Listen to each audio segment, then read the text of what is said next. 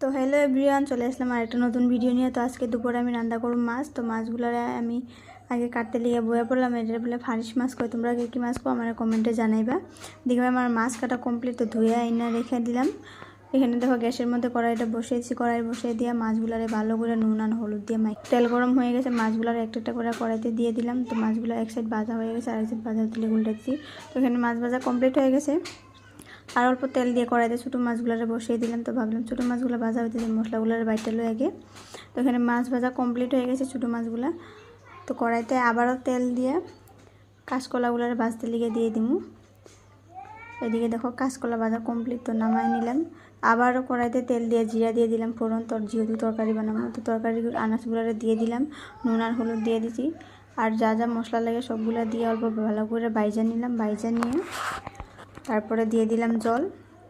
এদিকে আমার দেরি হইতেছে, দিকে আমি আরেকটা কড়াইতে লাউয়ের সবজিটাতে বসিয়ে দিলাম। যেহেতু আমার হাজব্যান্ড খায়া দোকানে যাবে, ওদিকে তরকারি উতলানি হয়েছে। দেখো প্রায় আমার রান্না প্রায় কমপ্লিট হয়ে গেছে। তো এখানে আমার সব রান্না কমপ্লিট হয়ে গেছে। তো খাওয়া দাওয়া কমপ্লিট করে বাসন টাসন ধুয়ে পড়লাম। তো আমার মিনি ব্লগটা এই অবধি ছিল। চলো টাটা।